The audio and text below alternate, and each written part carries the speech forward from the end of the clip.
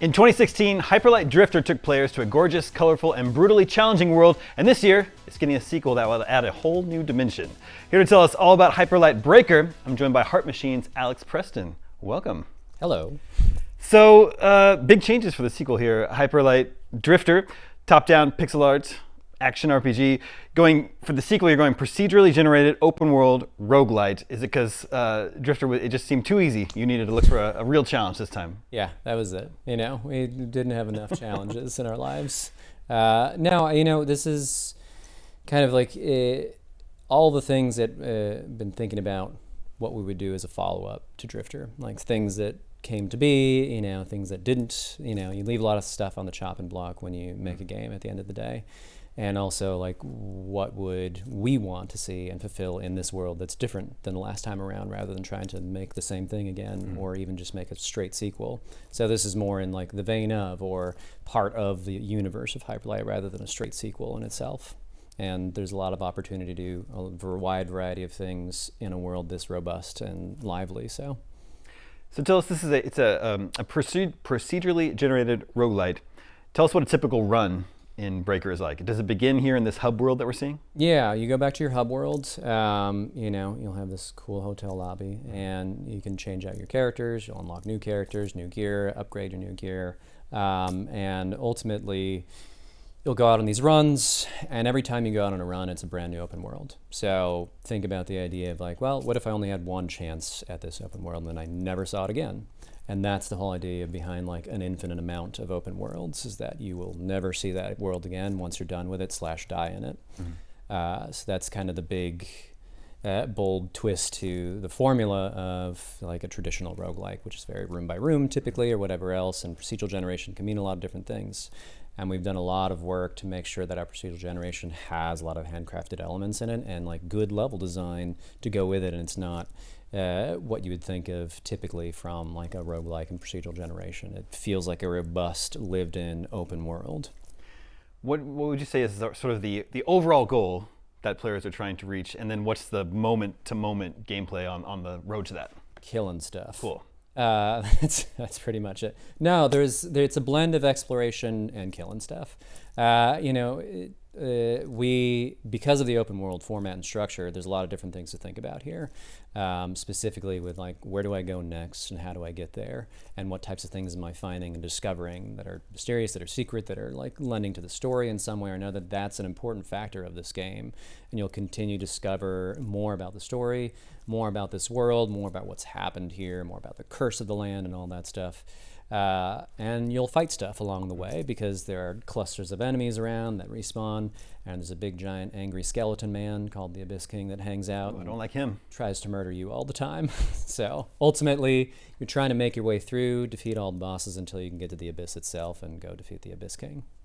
I think here we're seeing some of the open world, and you have a day-night cycle. Yeah, it's progressing right, and things become more difficult, more challenging at night. Yes, just like real life.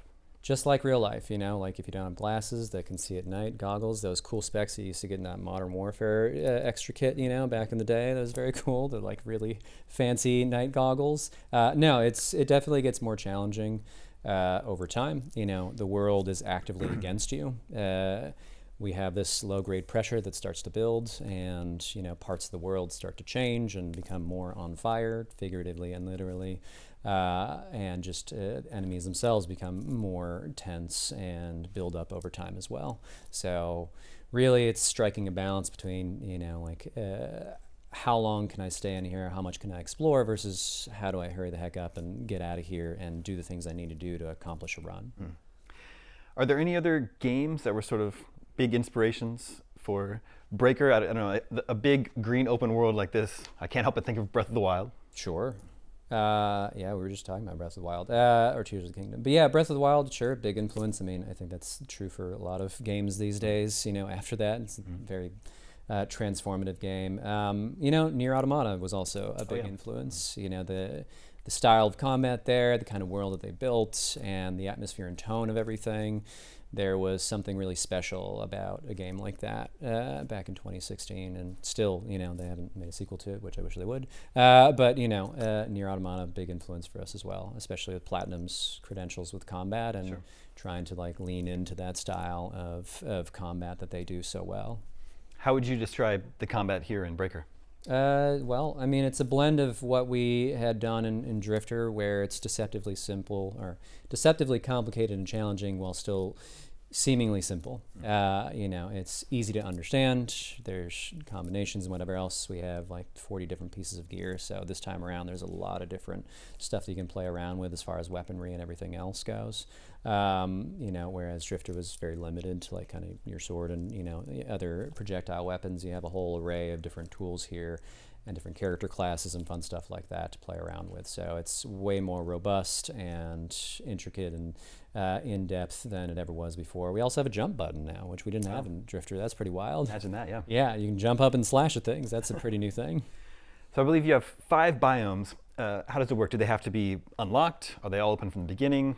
So it's a pretty open structure. Really, it's going to be a matter of what seems most appealing to you at the time, and there will be elements about the world that push you towards a certain direction depending on what you're looking for. That's about as much as I'll say about without getting too detailed and boring about it in greater detail. So from run to run, is there anything persistent? Do you retain anything? Are you getting more powerful? You do, over time, collect things permanently. There's meta progression, permanent progression, but it's not as hefty as some roguelikes make it. I think Hades really leaned into the meta progression a whole lot, which is great, but I think we ride somewhere in between the lighter ones, what's the difference between a roguelite and a roguelike? It's the Spelunkies of the world versus the Hades of the world. It's we ride somewhere in the middle of you still retain things, you're still collecting things, you're bringing back permanent currencies, opening up new schematics and things like that to unlock new gear and power it up and stuff like that. But ultimately, a lot rides on your skill and what you're doing moment to moment in a run. So, were there any big lessons you learned from Hyperlight Drifter that you're able to implement here? Just no lessons, no notes. No, of course, so many lessons from everything that we do, every game that we make. I mean, for Drifter, a lot of it was just about more fully realizing the world in a 3D space is always a challenge.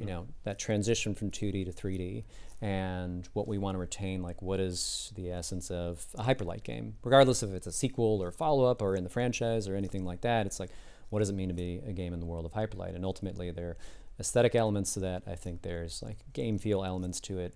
And some of the core lessons from Drifter that stuck with us, I think, through that development and Solar and this one is that we really like to build a certain ambience and vibe for our games. I think we're very clear and specific about what a Heart Machine game looks like, what it feels like, what it sounds like, and we've sort of honed in on that stuff better and better each time around. And there's still callbacks to stuff from Drifter, of course, but this not being a direct sequel, but instead being in the world of, you'll see elements of that, but you'll also see evolutions. You'll see evolutions of things that we wanted to do differently or we just didn't get a chance to do in Drifter back in the day because of limitations of tech or otherwise.